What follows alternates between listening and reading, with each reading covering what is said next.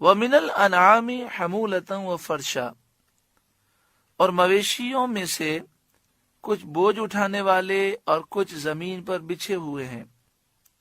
حمولہ ان جانوروں کو کہتے ہیں جو وزن اٹھا سکتے ہیں، لوگ ان پر سوار ہو سکتے ہیں، اور فرشا ان جانوروں کو کہتے ہیں جو چھوٹے ہوتے ہیں، جو وزن نہیں اٹھا سکتے، لوگ ان پر سوار نہیں ہو سکتے۔ چوپائے دو قسم کے ہوتے ہیں، کچھ بڑے جو لادنے کے کام میں آتے ہیں، کچھ چھوٹے جیسے بکری وغیرہ جو اس طرح وزن لادنے کے قابل نہیں۔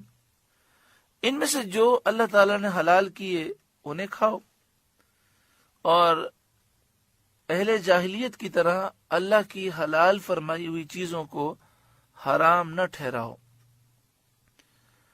کلوا مما رزقکم اللہ، کھاؤ اس میں سے جو اللہ نے تمہیں روزی دی۔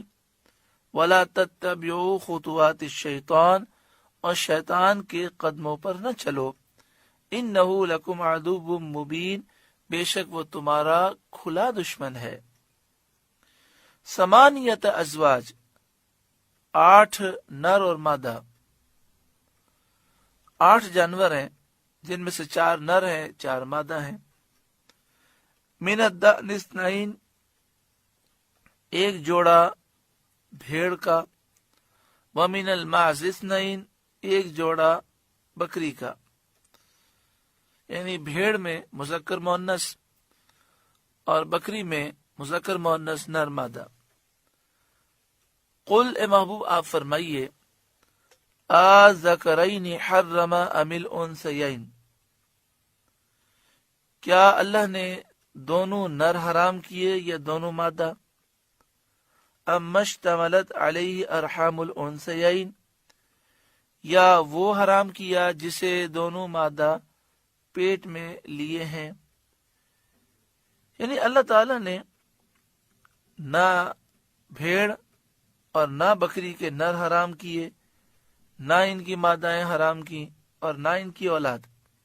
ان میں سے تمہارا یہ فعل کہ کبھی نر حرام ٹھہراؤ، کبھی مادہ کو حرام کہو، کبھی ان کے بچے حرام کہو، یہ سب تمہارا اختراع ہے اور جھوٹ ہے اور نفس کی خواہشات کا اتباع ہے۔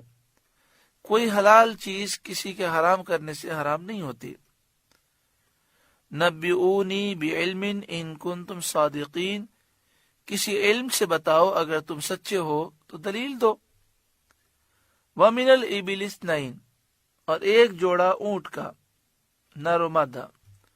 ومن البقر اثنین، اور ایک جوڑا گائے کا، نر و مادہ۔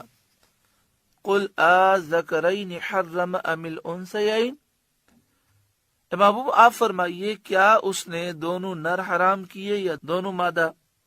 ام اشتملت علیہ ارحام الانثیین، یا وہ جسے دونوں مادہ پیٹ میں لیے ہیں۔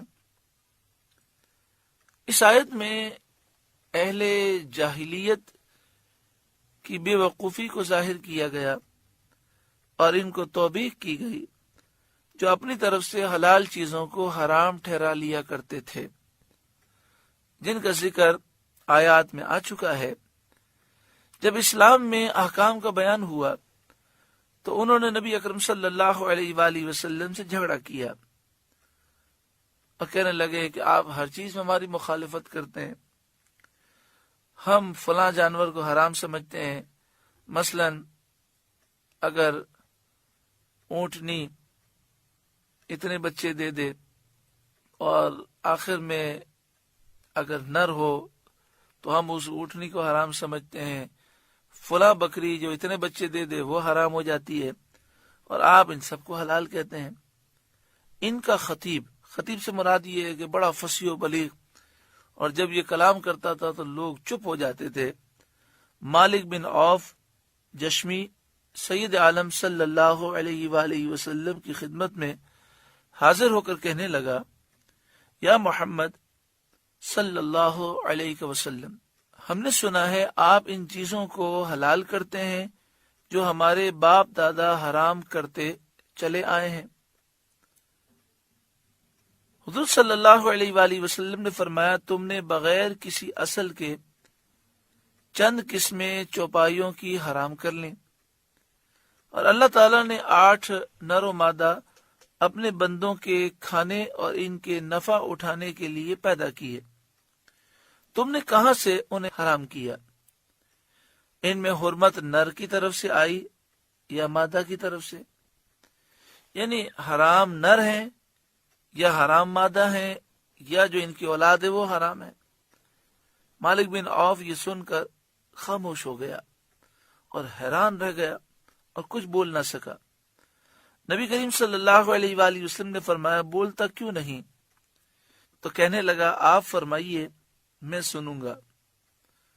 سبحان اللہ، سید عالم صلی اللہ علیہ وآلہ وسلم کے کلام کی قوت اور زور نے اہل جاہلیت کے خطیب کو خاموش اور حیران کر دیا۔ خطیب اس زمانے میں اسے کہا جاتا تھا کہ جو فی البدی اشعار کہے، فصیح و بلیغ ہو، جس کے سامنے کوئی بول نہ سکے۔ تو وہ حیران ہو گیا، اور وہ بول ہی کیا سکتا تھا؟ اگر کہتا کہ نر کی طرف سے حرمت آئی تو لازم ہوتا کہ تمام نر حرام ہو، لیکن کافر تو کسی کو حرام کہتے، کسی کو حلال کہتے، سارے اونٹوں کو تو حرام نہیں کہتے۔ اگر کہتا حرمت مادہ کی طرف سے ہے تو ضروری ہوتا کہ ہر ایک مادہ حرام ہو، حالانکہ یہ ہر مادہ کو حرام نہیں کہتے۔ اور اگر کہتا جو پیٹ میں ہے وہ حرام ہے تو پھر سبھی حرام ہو جاتے، کیونکہ جو پیٹ میں رہتا ہے وہ نر ہوتا ہے یا مادہ ہوتا ہے۔ وہ جو تخصیص قائم کرتے تھے اور بعض کو حلال بعض کو حرام قرار دیتے تھے، اس حجت نے اور دلیل نے ان کے دعوے کو باطل کر دیا۔ اس کے علاوہ ان سے یہ پوچھنا کہ اللہ نے نر حرام کیے ہیں یا مادہ یا ان کے بچے، یہ در حقیقت جو نبوت کے منکر ہیں، مخالف ہیں، ان کو اقرار نبوت پر مجبور کرنا تھا، کیونکہ جب تک نبوت کا واسطہ نہ ہو، اللہ تعالی کی مرضی اور اس کا کسی چیز کو حرام فرمانا کیسے معلوم کیا جا سکتا ہے؟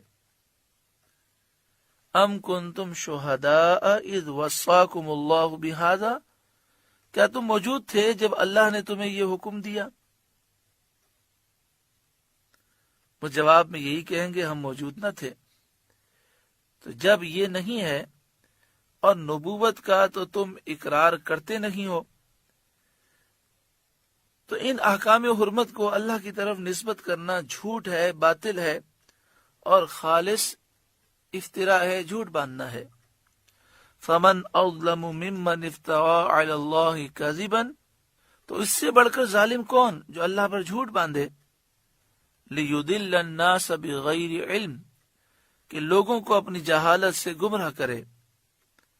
ان اللہ لا یہدی القوم الظالمین، بے شک اللہ ظالموں کو ہدایت نہیں دیتا، راہ نہیں دکھاتا۔ اس رکوع میں یہ درس خاص طور پر دیا گیا کہ اپنی مرضی سے کسی چیز کو حرام قرار دینا یہ کافروں کا طریقہ ہے۔ مسلمان کو یہ عقیدہ سمجھنا چاہیے کہ حرام وہی ہے جو اللہ اور اس کے رسول نے حرام قرار دیا، اس کے علاوہ تمام چیزیں جائز ہیں۔ اللہ تعالیٰ سمجھ عطا فرمائے۔ سورۃ الانعام کا 17واں رکوع مکمل ہوا۔